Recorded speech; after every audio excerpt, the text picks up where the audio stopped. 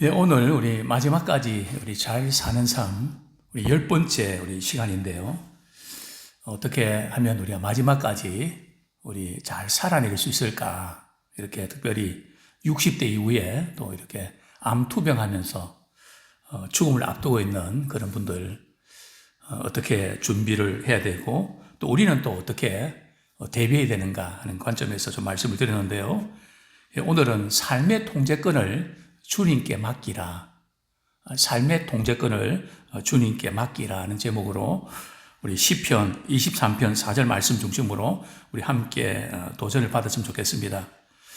이제 죽음을 며칠이나 몇 시간 앞둔 상황에서 우리 어떻게 해야 할까요? 며칠밖에 안 남았다. 이제 몇 시간밖에 안 남았다. 이런 상황 속에서는 어떻게 될까요? 죽음 직전에는 어떤 돌봄이 필요할까요? 사랑하는 사람들은 죽어가는 사람을 위해서 무엇을 해줄 수 있을까요? 예수님과 바울과 베드로는 모두 하나님께 영광 돌리는 모습으로 죽음을 맞았습니다. 우리 예수님께서 십자가 위에서 이렇게 기도하셨죠. 내 아버지 손에 나를 맡긴다고 하는 그런 이제 기도도 하셨고요. 또 스데반도 그런 기도했죠. 내 영을 주의 손에 부탁하나이다. 또 바울도 마찬가지고 자 마지막 그 죽음의 현장에서 하나님께 영광 돌려드리는 그런 모습으로 이제 맡게 됐는데요. 특별히 이제 백부장의 그 간증, 예수님이 십자가 이렇게 못 박히실 때에 그 일년에 일어나는 모든 사건들, 갑자기 말이죠. 대낮같이 밝아야 되는데 어두워졌다든지, 그죠? 여러 가지 예수님의 그 말씀과 표정과 이 모든 부분들 볼 때 이렇게 고백했죠. 과연 하나님의 아들이었다고. 죽음의 그 모습이 예수님을 우리 주님을 만나는 그런 고백의 시간으로 바뀌어진 것을 보게 됩니다. 삶의 통제권을 온전히 주님께 맡길 때 가능한 거죠. 제가 이전에 세물호sp스 병원에 가서 예배를 드리고 식당에서 저희 노예 우리 목사님을 만났다고 말씀을 드렸습니다. 사모님이 이제 6년 전에 이렇게 암 발견돼서 투병하시다가 이제 전이가 되고 이제 다 퍼져서 이제는 준비해야 되겠다. 그래서 그 방에 가서 이제 제가 기도해 드리고 왔습니다. 그날따라 제가 봉투를 하나 좀 더 준비를 해서 혹시 누군가 좀 또 필요하고 그럴 수 있겠다. 이렇게 해서 봉투를 준비했었는데 오늘 아침에 소천하셨다 하는 소식을 듣게 됐습니다. 그렇습니다. 이제 우리도 사랑하는 사람이 우리 죽음을 맞게 될 때 우리 그것을 바라보면서 우리는 우리 할 수밖에 없는데요. 우리는 거기서 끝나지 않고 새로운 관점에서 이렇게 바라볼 수 있는 그런 눈이 열려야 됩니다. 왜냐하면 우리는 죽음뿐만 아니라 부활의 관점에서 죽음을 보거든요. 부활의 소망이 있다는 것이 죽음의 문제 앞에서 얼마나 큰 위로와 힘이 되는지 모릅니다. 저는 이 장례식 이제 마지막에 이렇게 헤어질 때 늘 그 마음을 갖게 됩니다. 그래서 주님이 우리 위해서 십자가 지시고 그리고 주님은 부활하셨구나. 바로 이 날을 위해서. 죽음으로 슬퍼하고 고통받는 소망이 없는 바로 그 현장에 바로 영원한 생명을 우리에게 주셨구나. 절실히 참 부활의 소망이 무엇인지를 절감하게 되는데요. 첫 번째로 죽음이 임박했다는 징후가 있습니다. 저도 목회하면서 많은 우리 권사님들 또 우리 장로님들 장례식을 집례하면서 이분이 이제 어느 정도 후면 돌아가시겠다. 제 나름대로 이렇게 경험에서 나오는 그런 어떤 징후들이 있습니다. 근데 그런 징후들을 알면 굉장히 이제 오해라든지 좀 왜 이렇게 이런 말을 하고 이렇게 행동하지? 이런 부분이 이해가 됩니다.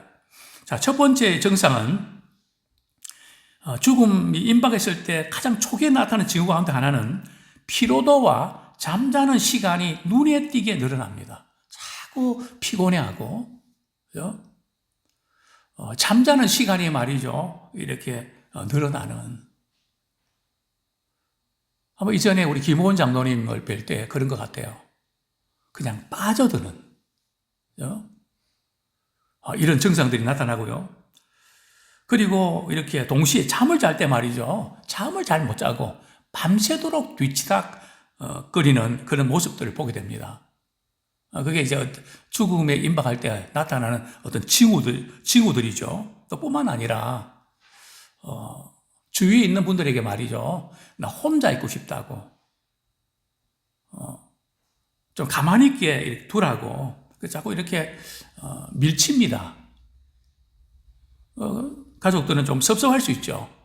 좀 혼자 있게 해달라고. 뭐 이런 어떤 부탁. 이런 정도 되면 이제는 대화할 수 있는 시간은 이미 지났다고 봐야 되거든요. 뭐 이럴 때 좀 대화할 수 있는 그런 시점이 안 됩니다. 피로와 더불어 식욕과 갈증이 줄어듭니다. 제가 중환자실이나 이 병실에 암투병하는 분들 보면 그 간호하는 아내들 이렇게 남편하고 이렇게 다투는 거 보면 조금 더 먹으라고. 그죠? 근데 받질 않거든요. 막 그것 때문에 막 싸우고 어떤 데 막 욕하고 이런 정도를 보게 되는데 마지막 순간에는 급격히 이렇게 식욕이 떨어지는 것을 보게 되죠. 심지어 물과 음식을 말이죠. 권하는 것도 지혜롭게 됩니다. 빨리 이거 드시고 회복이 된다는 것 때문에 강요를 하는데 환자는 이게 소화가 안 되거든요. 흡수를 못 시킵니다. 이것 때문에 이렇게 상당히 참 불편해질 수 있는데 이것이 이제 이런 현상은 자연스럽다는 거죠. 뿐만 아니라 이제 죽음이 가까이 오면 혈액순환이 잘 되지 않습니까? 그래서 이제 마사지라고 풀어주는 뭐 이런 것들이 굉장히 중요하죠. 팔다리에 반점 생기고요. 다리가 이렇게 손발이 차가워집니다. 뭐 제가 이제 이렇게 이분이 몇 시간 가겠다 이렇게 저 나름대로 이렇게 진단하는 것은 발을 이렇게 만져보면 얼마나 찬가 온기가 있는가 보면 어느 정도 이렇게 감지가 되는 것을 보게 되는데요. 그러면 보통 몇 시간 내로 돌아가시는 것을 보게 됩니다. 뿐만 아니라 죽기 직전에 말이죠. 호흡이 굉장히 불규칙적입니다. 가파르게 호흡을 하다가 오랫동안 멈추기를 여러 번 반복하면 이제는 가까이 왔구나. 이제 감지를 해야 되죠. 그런데 이런 경우 있습니다. 시간이 지날수록 말이죠. 환자의 반응은 줄어들지만 죽기 직전에 정신이 또렷해지는 경우도 드물지 않습니다. 한 번은 이런 경우 있었죠. 영동 아파트에 한 80대 한 중반쯤 됐던 어떤 남자 집사님인데요. 며칠 동안 눈을 뜨질 못했습니다. 근데 제가 가서 김 목사 왔습니다 하니까 눈을 뻗떡 뜨더라고요. 그리고 굉장히 표정도 또렷해집니다. 가족들이 깜짝 놀랐죠. 며칠 동안 전혀 눈을 뜨지 못했는데 뭐 이런 어떤 현상들이 나타날 수 있다는 거죠. 또 이 순간이 말이죠. 환자가 마지막 말을 하거나 천국으로 해석할 수 있는 환상을 말하는 순간입니다. 저는 많은 이렇게 중환자들 죽음을 앞두고 있는 그 분들에게서 때로는 정신적인 어떤 혼란에서 오는 경우도 있는 것 같고요. 또 다른 면에서는 영적 세계를 본다고 하는 것을 감지하게 됩니다. 영동 아파트의 어떤 70대 남자분이셨죠. 그분은 이렇게 신방 가면 막 물을 끼얹을 정도로 말이죠. 아주 완강하게 반대했던 그런 분이죠. 이제 몸져 누워서 이제 며칠 동안 아무것도 못 드시고 이젠 돌아가실 날이 가까웠다 해서 이제 그 아내 되는 집사님이 목사님 한번 신방 드려 주십시오 해서 이제 신방을 갔죠. 그 예배를 드리고 마치는데 말이죠. 마쳤는데 자꾸 뭐라고 손으로 말씀 못하신 손으로 막 한다는 거죠. 제가 감을 잡았죠. 우리 찬양합시다. 저분이 지금 찬양을 불러달라고 합니다. 그래서 찬양을 이렇게 들었는데 막 춤을 춘단 말이죠. 그리고 그 돌아오는 주일에 그 자녀들이 감상금을 드렸습니다. 어머님이 그때 영적 세계를 바라보고 천국에 갔다 왔다 그럽니다. 그리고 너무 표정도 달라지고 너무 기뻐하는 모습에 감사드립니다. 근데 제가 지금 여러 암 환자들 이렇게 보면 영적 세계를 보는 것 같다 하는 것을 많은 경우에서 감지하게 됩니다. 근데 이게 뭐 제 생각일 수 있잖아요. 다른 외국인들 신학자들이 쓴 책들 보면 동일한 현상들이 나타나고 있음을 보게 됩니다. 어쨌든 마지막 순간까지 우리는 복음 전하고 주님께로 인도하는 그 일에 우리 힘써야 되겠죠. 그렇습니다. 그리고 나서 환자는 곧바로 숨을 거두게 되죠. 자, 두 번째로 죽음이 임박했을 때 우리는 어떤 돌봄을 가져야 될까요? 이 부분은 참 어려운 부분인데요. 죽음을 앞두고 있는 환자가 말이죠. 자신의 죽음을 어디에서 맞기를 원할까요? 요양원일까요? 병원일까요? 가장 원하는 곳이 어딜까요? 당연히 집이죠. 그러나 저는 이제 목회자로서 요즘 이렇게 일어나는 모든 일들은 아마 거의 90% 이상이 병원 아니면 요양원 아닐까. 집에서 이렇게 마지막을 순간을 보내는 분들은 몇 퍼센트 안 될걸요. 근데 환자분들은 정말 그 집에서 마지막을 보내기를 그토록 이제 원하는데 가족들의 입장에서는 이런 일들이 쉽지 않습니다. 또 환자들 입장에서는 말이죠. 괜히 자녀들에게 또 식구들에게 부담이 되고 침이 될까봐 마지막 순간 이렇게 요양원에 쓸쓸하게 죽음을 맞게 되는 분들이 아마 이외로 많을 겁니다. 근데 뿐만 아니라 집에서 이제 이렇게 모신다는 것도 쉽지는 않습니다. 왜냐하면 의사가 뭐 언제 돌아가실 것 같다지만 그 예측대로 맞나요? 숨이 다 끊어지는 것은 아무도 모르거든요. 저는 목회하면서 이런 어떤 경험도 하게 됩니다. 환자에게 찾아가서 예배드리고 또 기도하고 나면 환자가 굉장히 기분이 업됩니다. 그래서 회복이 돼요. 자녀들은 이제는 빨리 돌아갈 것 같아서 준비를 하고 있는데 회복 추세로 가니까 어떤 때는 좀 미안한 거 있죠. 참 그런 어떤 또 심지어 어떤 분 같은 경우는 말이죠. 아마 그분은 근 80대 후반의 남자분입니다. 의사가 이제 대기를 하고요. 30분 후면 돌아가신다고. 그래서 예배를 딱 드렸는데 그 마음에 말이죠. 안 돌아가실 것 같아요. 의사는 돌아갈 것 같은데 안 돌아가실 것 같아요. 그 예배를 딱 드렸는데 눈을 뜨시는 거죠. 눈동자가 움직이는 거죠. 그래서 제가 이제 며느리 보고 말이죠. 이렇게 숟가락에 물을 조금 갖고 오시라고. 그래서 이제 숟가락 이렇게 한 술 말이죠. 물을 이렇게 떨어뜨리니까 벌떡 일어나셨어요. 그 다음 주 교회 나오신 거 있죠. 그리고 한 4개월 사시다가 돌아가셨죠. 그죠?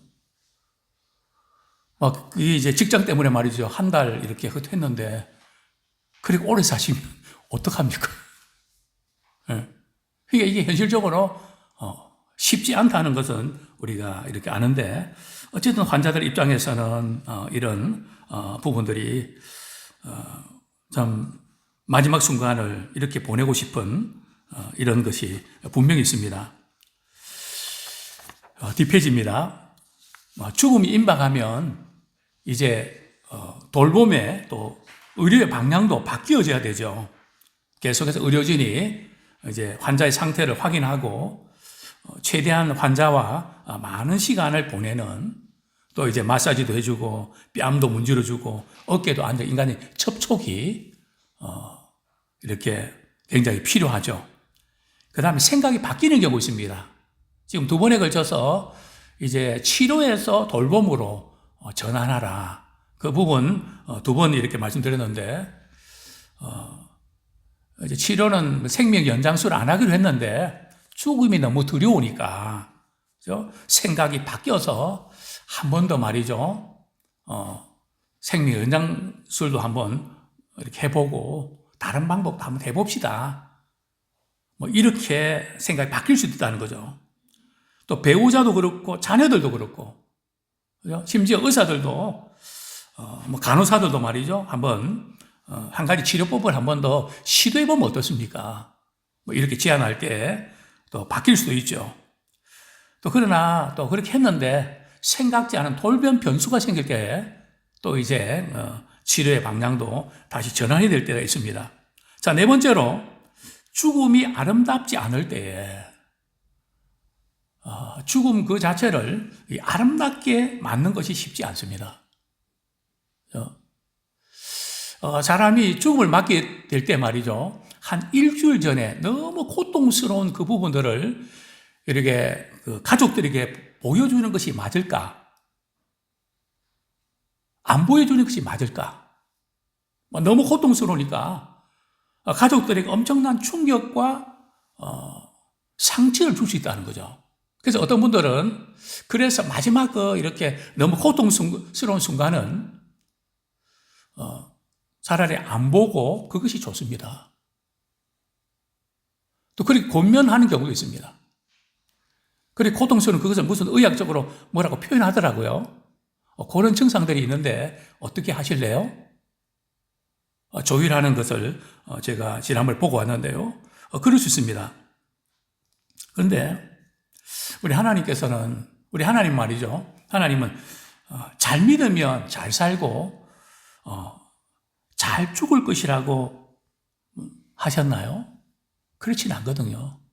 우리 잘 믿으면 쉽고도 조용히 죽음을 맞이할 것이라고 말씀하시진 않습니다. 하나님 우리가 여기서 잘 살면 영원히 잘 살게 될 것이라고 말씀하셨죠.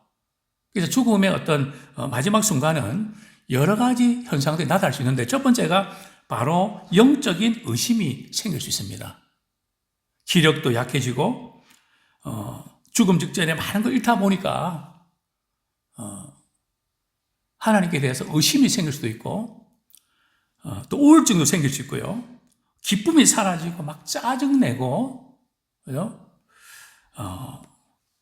사랑하는 사람과의 거리를 두는 경우들이 있다는 거죠. 뿐만 아니라 의심과 짝을 이루는 것으로 두려움이 있습니다. 죽음에 대한 두려움이 있다고 영적으로 나아가라는 증거일까요? 그렇지는 않습니다. 예수님께서도 십자가 이렇게 지실 때 할 수만 있거든 내 잔을 내게서 옮겨주십시오. 물론 죽음에 대한 두려움 때문에 그런 건 아닙니다. 또 다른 면이 있지만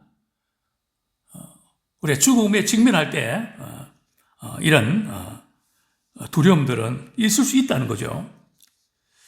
그러나 이런 순간 때 어떻게 해야 될까요? 하나님께서 그동안 얼마나 놀라운 은혜 베푸셨는가, 그것을 기억해내고 생각하는 것이 도움이 됩니다. 또 그러면 힘이 생기고요. 청교도 리차드 백스터는 이런 말을 했습니다.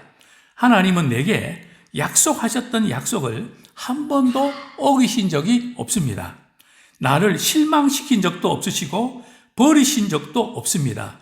그런데 어찌 마지막에 그분을 의심할 수 있단 말인가? 과거에 베푸신 은혜를 기억하면서 현재 이런 모든 약함을 우리가 이길 수 있는 힘이 생긴다는 거죠. 또 휘튼 대학의 레이몬드 에드먼 박사는 말이죠. 하나님이 빛 가운데서 보여주신 것을 어둠 속에서 의심하지 말라. 빛 가운데서 보여주신 걸 갖다가 우리가 그냥 이렇게 좌절하고 낙심한 그 가운데서 의심하지 마라. 그죠? 굉장히 참 올바른 지적이죠. 또 요한일서 4장 18절에 보면 사랑 안에 두려움이 없고 온전한 사랑이 두려움을 내어 쫓나니. 그죠? 하나님의 그 사랑. 또 우리가 그 사랑을 흘려보내는 온전한 사랑이 두려움을 내어 쫓는다는 거죠. 우리가 의심의 구름 가운데 있다면 우리 성경의 약속을 반복적으로 인용해보고 읽어주는 것이 필요하죠. 자, 우리 요한복음 3장 16절 한번 같이 읽겠습니다. 우리 잘 아는 본문. 항상 우리가 약할 때에 성경 말씀으로 확인하고 짚고 넘어가는 것들이 대단히 중요하죠. 요한복음 3장 16절 시작. 하나님이 세상을 이처럼 사랑하사 독생자를 주셨으니 이는 그를 믿는 자마다 멸망하지 않고 영생을 얻게 하려 하심이라. 믿는 자마다 멸망하지 않고 영생을 얻게 하려 하심이라. 다음 우리 요한복음 우리 5장 24절. 네, 요한복음 5장 24절. 시작. 진실로 너에게 이르노니 죄송합니다. 24절입니다. 다시 읽겠습니다. 시작. 내가 진실로 너희에게 이르노니 내 말을 듣고 또 나 보내신 이를 믿는 자는 영생을 얻었고 심판에 이르지 아니하나니 사망에서 생명으로 옮겼느니라. 그렇습니다. 성경에 영생에 대한 확신을 주는 말씀이 있지 않습니까? 그 말씀 읽고 또 이렇게 점검하는 것이 필요하죠. 두 번째는 두 가지 감정이 교차됩니다. 병과 그로 인한 고통스러운 치료는 싫지만 그래도 살고 싶은 것이 인지상정이죠. 말로는 죽고 싶다 하지만 막상 이렇게 죽음을 앞에 두면 싫어하거든요. 이전에 말씀드렸습니다. 그분도 80대 후반에 상계동 그쪽에 사시는 어느 권사님, 그분은 우리 조카분들이 모시겠다고 해도 거절했습니다. 이유는 같이 살다 보면 괜히 마음 상하고 그러면 내 마음이 하나님을 향하지 않고 그냥 다른 데 뺏길 것 같아서 나는 혼자 불편하더라도 말씀 읽고 기도하다가 주님 품에 안기겠다고 그 예배를 이제 드렸는데요. 목사님, 이렇게 예배 드리다가 고요히 주님 품에 안기고 싶습니다. 그렇게 기도해 주세요. 그래서 제가 그랬죠. 권사님, 기도하십시다. 하나님, 우리 권사님이 지금 주님 품에 안기고 싶다고 합니다. 주님 불러가 주시옵소서. 그러니까 눈을 뜨시고, 목사님, 저는 더 살고 싶어요. 저 지금 가기 싫어요. 그래서 기도를 중단했던 기억이 납니다. 당연한 거 아니겠습니까? 자, 세 번째로 가족 간의 갈등. 그죠? 죽음을 이렇게 목전에 두고 어떤 어머니가 두 형제가 사이가 안 좋아서 말이죠. 내가 죽기 전에 이렇게 이 두 형과 동생을 화해를 시켜야 되겠다고 애원을 하면서 제발 좀 풀 수 없겠니?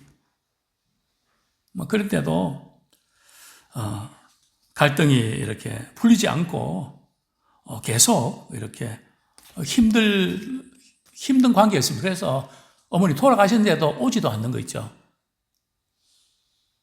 뭐 그런 참 어려움을 겪었는데요. 제가 목회하면서 시어머니하고 며느리 너무 관계가 안 좋아져서 마지막 말이죠. 관계를 회복시켜 드리려고. 이제 어머님은 이제 한 30분 이내로 돌아가시게 되는데 제가 시어머니 보고 또 그 권사님 보고 그랬죠. 권사님, 며느리 그동안 잘못한 부분들 다 용서해 주실 거죠. 고개를 끄덕끄덕 하십니다. 또 며느리에게 묻습니다. 시어머니에게 잘 함부로 말하고 함부로 행동했던 거 어머니 용서해 주세요. 그렇게 한번 말씀하세요. 그런데요. 그렇게 용서를 구하면 얼마나 좋을까요? 막 그러다가 욕짓거리를 하는데 말이죠. 눈물이 글썽해지면서 숨이 끊어지는 얼마나 참 마음이 아픈지.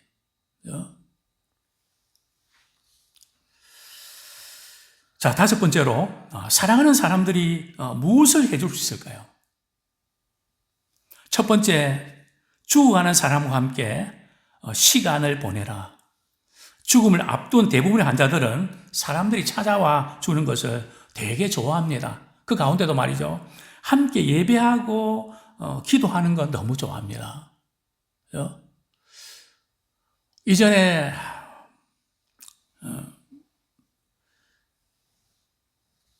어떤 권사님 예배를 그렇게 드리고 싶어 했는데 며느리가 교회는 다니는데 예배를 못 드리게 막습니다.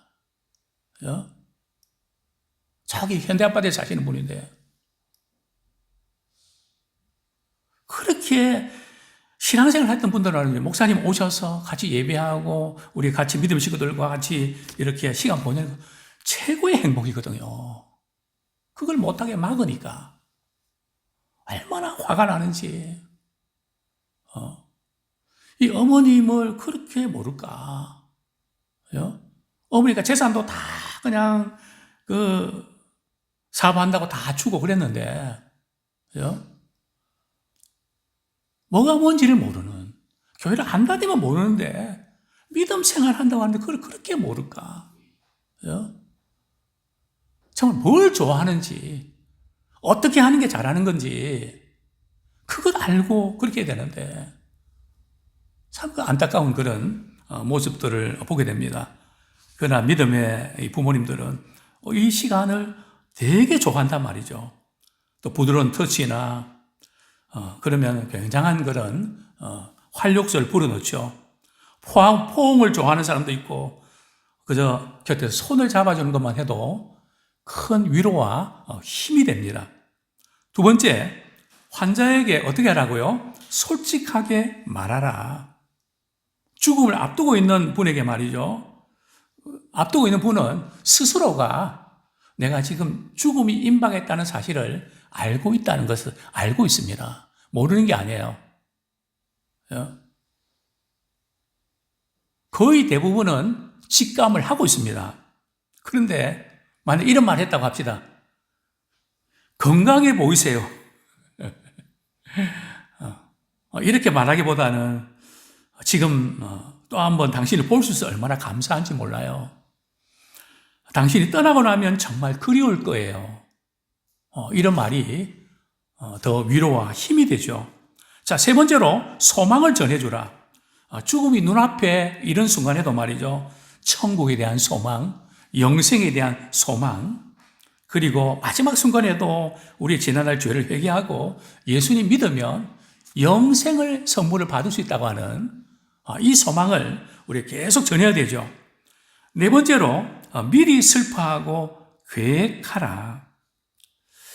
우리 이제 환자들에게도 말이죠. 참 이 부분 암으로 이제는 이제 거의 전이가 되어서 이제 얼마 남지 않았는데 끝까지 그 죽음을 준비하지 못하고 숨기는 것은 바람직하지 않습니다.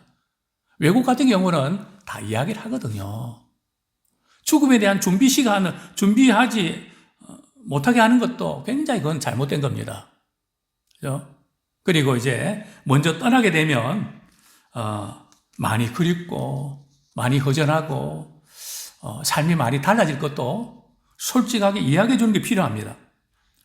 그리고 환자도 가족들에 대해서 그동안 참 많이 사랑하고 많이 아끼고 너무 고마웠다고 또 그 전하는 게 필요하죠. 특별히 젊은 나이에 죽음을 맞게 되는 그런 환자 경우는 뭐 이런 나눔이 더 필요합니다. 남은 사람들이 빈자리를 어떻게 채워야 될까? 뭐 그런 부분들도 우리 같이 나누고, 며칠 전에도 말씀드렸지만 여러 가지 처리해야 될 일들, 물건도 정리하셔야 됩니다. 관계도 정리하셔야 되고요. 미리 이래 해야지 그 자녀들이 말이죠. 그 처리하는 거 만만치 않습니다. 그래서 이제 떠나보낼 준비해야 되는데요. 5번째가 바로 떠나보내라. 세상에서 가장 힘든 일 가운데 하나가 아무런 미련 없이 사랑하는 사람을 떠나보내는 거죠. 참 너무 힘든 건데, 그러나 우리 가족들이 말이죠. 이런 부담감에서 이렇게 환자에게, 환자는 이 가족들에 대해서 되게 부담, 또 배우자에 대한 부담이 있거든요. 이거에 대해서 자유, 해방감을 가질 수 있도록, 안도감을 가질 수 있도록 그렇게 이야기를 나눌 때에 편안한 죽음을 맞게 됩니다. 자, 6번째, 죽음이 임박했다는 것을 우리 느낄 수 있는가? 성경에 보면 죽음이 임박했을 때 스데반 집사 같은 경우도 죽을 때 하늘에 계신 예수님에 대한 환상을 보지 않습니까? 그렇습니다. 이 세상을 떠나기 전에 더 환자뿐만 아니라 또 우리 가족들에게도 믿음에 대한 큰 확신을 심어줄 수 있는 기회로 삼아야 됩니다. 그죠? 이 돌아가기 전에 어떤 이야기 또 그런 모든 것들, 그 부분들이 많이 위로가 되죠. 자, 7번째, 예수님 안에서 쉬라. 이제 죽음의 순간에 이르렀습니다. 삶의 통제권을 주님께 맡길 기회가 눈앞에 있습니다. 더 이상 아무것도 할 것이 없습니다. 그래서 주님 안에서 쉬기만 하면 됩니다. 이제 영원한 본향으로 들어갈 수 있습니다. 이 세상의 것들에 대해서 이미 작별을 고했습니다. 하나님은 죽는 순간에도 우리와 함께 해주시겠다고 약속하셨습니다. 우리 시편 23편 4절 읽고 말씀을 맺겠습니다. 시작. 내가 사망의 음침한 골짜기로 다닐지라도 해를 두려워하지 않을 것은 주께서 나와 함께 하심이라. 주의 지팡이와 막대기가 나를 안위하시나이다.